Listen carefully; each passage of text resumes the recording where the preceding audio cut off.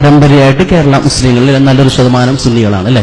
ഇപ്പോ സലഫി പ്രസ്ഥാനം വന്ന കാലം മുതലേ പറഞ്ഞുകൊണ്ടിരിക്കുന്നു, സത്യം സലഫി പ്രസ്ഥാനത്തിന്റെ ആശയങ്ങളും സന്ദേശങ്ങളും സത്യമാണെന്ന് എനിക്ക് ബോധ്യമുണ്ട്. പക്ഷെ എന്തുകൊണ്ട് കേരളീയ മുസ്ലിം സമൂഹത്തിൽ നല്ലൊരു ശതമാനം ആളുകൾ ഇത് അംഗീകരിക്കുന്നില്ല? അതുകൊണ്ട് നമ്മുടെ കാരണവന്മാരൊക്കെ ഇത് മനസ്സിലാക്കാത്തതുകൊണ്ടോ അല്ലെങ്കിൽ ഇങ്ങനെ മനസ്സിലാക്കിയ മതി എന്നുള്ളത് കൊണ്ടാണോ? ഉസ്താദ് പറഞ്ഞ നല്ലൊരു ശതമാനം കാര്യങ്ങളും സത്യമാണ്. പക്ഷേ പഴയകാല സമസ്തയുടെ നേതാക്കന്മാരും ആധികാരിക പണ്ഡിതന്മാരൊന്നും ഇത് സത്യമാണെന്ന് അറിഞ്ഞിട്ട് പോലും അവർ എന്തുകൊണ്ട് ഇത് അംഗീകരിച്ചില്ല? ഞാനതിന്റെ ഒരു സംശയമാണ്. കാരണം വളരെ വളരെ പ്രാധാന്യങ്ങളെ ഉസ്താദ് വാപ്പാന്റെ വാപ്പക്കാര സുന്നികളാണ് അല്ലെ. അവരെന്തുകൊണ്ട് അത് അംഗീകരിച്ചില്ല അന്ന്? അത് എന്താണ് അതിന്റെ പിന്നിലുള്ള തത്വം? നമ്മുടെ നാട്ടിൽ ഇതിന്റെ ഒരു പശ്ചാത്തലം മനസ്സിലാക്കേണ്ടതുണ്ട്. ഇപ്പൊ മാലിക് ദീനാന്റെ കാലഘട്ടത്തിൽ ഇസ്ലാം എത്തി എന്നാണ് പറയപ്പെടുന്നത്. അള്ളാഹു ആയത് വ്യത്യാസമുണ്ട് ആ വർഷത്തെ കുറിച്ച്. പിന്നെ ഇതിൽ 5-ാം വർഷമാണ് എന്നും അല്ല 50 എന്നും 200 എന്നും നമുക്ക് അഭിപ്രായമുണ്ട്. ഫത്തുൽ മുഈൻ സയ്യിദ് മഖ്ദൂം ഒക്കെ പറയുന്നത് 200 എന്തോ ആയിക്കോട്ടെ, അള്ളാഹു ആയത് എന്താണെങ്കിലും അന്ന് അത് വന്നു. പിന്നീട് അതിന്റെ ഒരു തുടർച്ച കേരളത്തിൽ അധികമൊന്നും ഉണ്ടായിട്ടില്ല. കേരള മുസ്ലിം ചരിത്രം നമ്മൾ വായിക്കുകയാണെങ്കിൽ ഏകദേശം എല്ലാ പ്രസ്ഥാനങ്ങളും കേരള മുസ്ലിം ചരിത്രം പുസ്തകങ്ങൾ ഇറക്കിയിട്ടുണ്ട്. അത് പരിശോധിച്ചാൽ മാലിക് ദീനാന്റെ കാലഘട്ടത്തിൽ വന്നതിനു ശേഷം പിന്നെ കേരള മുസ്ലിം ചരിത്രം നമുക്ക് പിന്നെ കിട്ടുന്ന തുടർച്ച എവിടെയാണ്? സയ്യിദ് മഖ്ദൂമിലാണ്. 1000 കൊല്ലം ഗ്യാപ്പുണ്ട്. ഈ 1000 കൊല്ലം കേരളത്തിൽ എന്ത് സംഭവിച്ചു? യഥാർത്ഥത്തിൽ മാലിക് ദീനാർ വന്ന കാലത്ത് അവിടെ വളരെ സ്വീകാര്യമായി അവരൊക്കെ സ്വീകരിച്ചിട്ടുണ്ട്. ആ നിലയ്ക്ക് തുടർന്ന് പോരുകയാണെങ്കിൽ ഒരു പക്ഷെ ലോകത്ത് ഇസ്ലാമിക രാജ്യങ്ങളെപ്പോലെ തന്നെ മാതൃകയായി മാറാവുന്ന വലിയ വലിയ യൂണിവേഴ്സിറ്റികളും വലിയ വലിയ സ്ഥാപനങ്ങളും ഉണ്ടാവാൻ എല്ലാ സാഹചര്യമുള്ള ഒരു നാടാണ് കേരളം അന്ന്. പക്ഷെ അവര് വന്നു 10 പള്ളി ഉണ്ടാക്കി. കൊടുങ്ങല്ലൂരും അതേപോലെ കാസർഗോഡും മാടായിയും അടക്കമുള്ള 10 പള്ളി അവരുണ്ടാക്കി. ആ 10 പള്ളി കഴിഞ്ഞാൽ പിന്നെ കേരളത്തിൽ പഴക്കമുള്ള പള്ളി കാണുന്നത് എവിടെയാ? പൊന്നാനി പള്ളി. ആ നിലയ്ക്ക് ചില പള്ളി കാണും. അതെത്ര? 400 കൊല്ലം. അതിനുള്ള 1000 കൊല്ലം യഥാർത്ഥത്തിൽ ഒരു ബ്ലാങ്കാണ്. കാര്യമായ പ്രവർത്തനങ്ങളോ ഒരു തുടർച്ചയോ ഉണ്ടായിട്ടില്ല. അന്നും മനുഷ്യന്മാരും കുറവാണ്, വളരെ കുറച്ച് ആളുകൾ ഉണ്ടാവുള്ളൂ.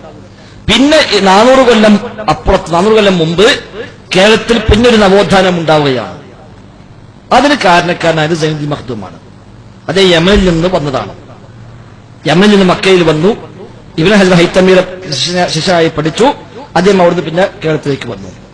ആ വന്ന സയ്യിദ് മഖ്ദൂം ഷാഫി മദ്ഹബുകാരനും അശ്അരി ത്വരീഖത്തുകാരനുമായിരുന്നു. അതുകൊണ്ട് കേരളക്കാർക്ക് കിട്ടിയത് അത് രണ്ടുമാണ്.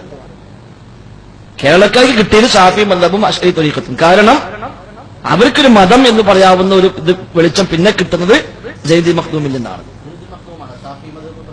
നമ്മുടെ നാട്ടിൽ കേരളത്തിൽ അദ്ദേഹമാണ് പ്രചരിപ്പിച്ചത്. അതിനു മുമ്പ് അങ്ങനത്തെ ഒരു പണ്ഡിതൻ നമ്മുടെ നാട്ടിൽ ഉണ്ടായിട്ടില്ല. ഒരു തുടർച്ച നമ്മൾ കാണുന്നില്ല. ഒരു ആലിമോ ഒരു കിതാബോ ഒന്നും ഉണ്ടായിട്ടില്ല. സയ്യിദ് മഖ്ദൂം വന്നു. അദ്ദേഹം ഷാഫി മദ്ഹബുകാരനായിരുന്നു. അതുകൊണ്ട് നമ്മുടെ നാട്ടിൽ സ്വാഭാവികമായും അദ്ദേഹത്തിന് പഠിച്ചവർ ഷാഫികളായി മാറി. അദ്ദേഹം അശ്അരി ത്വരീഖത്തുകാരനായിരുന്നു. അതുകൊണ്ട് അതും സ്വീകരിച്ചു. അദ്ദേഹം സൂഫിയായിരുന്നു. ആ സൂഫിസം നാട്ടിൽ പ്രചരിച്ചു. അന്ന് അതേ സമയത്ത് നമ്മുടെ നാട്ടിൽ ഷിയായിസം വന്നു. സയ്യിദ് മഖ്ദൂമിന്റെ അതേ കാലഘട്ടത്തിൽ നമ്മുടെ നാട്ടിൽ ഷിയായിസം വന്നു. അതാണ് പിന്നെ കുണ്ടോട്ടി തങ്ങന്മാർ, മുഹമ്മദ് ഷാ എന്ന് പറയുന്ന തങ്ങള് വന്ന് അയാൾ ഷിയായിസം സ്ഥാപിക്കാൻ ശ്രമിച്ചു അവിടെ. അന്ന് അതിനെതിരെ അവിടെ ഏറ്റുമുട്ടലുണ്ടായി. അങ്ങനെ മുസ്ലിമീങ്ങൾ അന്ന് രണ്ടായി പിരിഞ്ഞു. ഒന്ന് കുണ്ടോട്ടി കയ്യ്, മറ്റൊന്ന് പൊന്നാനി കയ്യ്. മുഹമ്മദ് ഷായുടെ കീഴിൽ അവിടെ ഒരു വിഭാഗം. അവർ പറഞ്ഞു മുഹമ്മദ് ഷാ വലിയുള്ള മുരീദന്മാർക്ക് അദാബില്ല. മുഹമ്മദ് ഷാ അല്ലാഹുവിന്റെ വലിയാണ്, അയാൾ മുരീദായി കൂടിയാൽ അദാബ് ഉണ്ടാവില്ല. മറ്റൊരു പറഞ്ഞു മുഹമ്മദ് ഷാ വലിയല്ല, മുരീദന്മാർക്ക് അദാബല്ല. മുഹമ്മദ് ഷാ വലിയല്ല, അയാളെ മുരീദന്മാർക്ക് എല്ലാ അദാബും ഉണ്ടാവുക. അങ്ങനെ പ്രശ്നമായി. കുണ്ടോട്ടിപ്പള്ളിയിൽ ഒരേ സമയത്ത് 2 ജുമുഅ നടന്നു. താഴെ ഇവർ ഷിയാക്കളെ ജുമുഅ, മേലെ പൊന്നാനി കൈക്കാളെ ജുമുഅ. കുറച്ചു കാലം കഴിഞ്ഞപ്പോ ഇത് രണ്ടും കൂടി മിക്സായി സംഘടനമായി രണ്ടും ഒന്നായി മാറി. രണ്ടാണ്ടില്ലാതായിട്ട് രണ്ടും കൂടെ അറിയാതെ ഐക്യപ്പെട്ടാണ്ട് പോയി. അവരാചാരൊക്കെ അവരെടുത്തു, ഇവരുടെയൊക്കെ അവരെടുത്തു. ഈ ഷിയാക്കളാണ് കേരളത്തിൽ ജാറം കൊണ്ടുവന്നത്. കുണ്ടോട്ടിക ജാറം അന്ന് മറ്റൊരു എതിരാണ്. അന്ന് പൊന്നാനി കൈക്കാൾ ജാറത്തിനെതിരാണ്. അതുകൊണ്ട് ഫത്തുൽ മുഈൻ 105-ാമത്തെ പേജിൽ സയ്യിദ് മഖ്ദൂം കൃത്യമായി എഴുതി വെച്ചു, ഖബർ കെട്ടിപ്പൊക്കിയാൽ നിർബന്ധമായും പൊളിക്കണം. വകുരിഹ ബിനാഉൻ ലഹു അലൈഹി ലിസിഹത്തിൻ നഹി അൻ ദാലിക. ഖബറിന് വേണ്ടി എടുപ്പുണ്ടാക്കൽ വെറുക്കപ്പെട്ട കാര്യമാണ്. കാരണം വ്യക്തമായി വിരോധം വന്നിട്ടുണ്ട്. മഹല്ലുൽ കറാഹത്തി ഇലാക്കാന ബിമിൽക്കിൽ ബാലി, നിർമ്മിക്കുന്ന ആളുടെ സ്വന്തം സ്ഥലത്താണെങ്കിൽ കറാഹത്ത്. ഇലാക്കാന ബി മുസബ്ബല, പൊതു ഖബർസ്ഥാനാണെങ്കിൽ ഹറാമാണ്. പൊതു ഖബർസ്ഥാൻ എന്ന് പറഞ്ഞാൽ വഖഫ് ചെയ്യപ്പെട്ട ഭൂമിയാവട്ടെ അല്ലാത്ത ഭൂമിയാവട്ടെ ഏതാണ് എന്ന് അറിയപ്പെടാത്ത ഭൂമിയാവട്ടെ ഏതാണെങ്കിലും ഹറാമാണ്. വഹൂദിമ വുജൂബൻ, നിർബന്ധമായും പൊളിച്ചു മാറ്റുകയും വേണം. ഫത്വൽ മുഈൻ വ്യക്തമായി എഴുതി വെച്ചു. കാരണം അന്ന് മറ്റൊരു ജാറത്തുന്ന ആളുകളാണ് ഇവരെതിരാണ്. പിന്നെ കുറച്ച് കഴിഞ്ഞ് എല്ലാം കൂടി മിക്സ് ആയപ്പോ ഇവർക്ക് ജാറും പറ്റി മറ്റവർക്ക് ഇവരിലും പറ്റി, അങ്ങനെ ഒറ്റ ഒന്നായിട്ട് അതങ്ങാണ്ട് നീങ്ങി.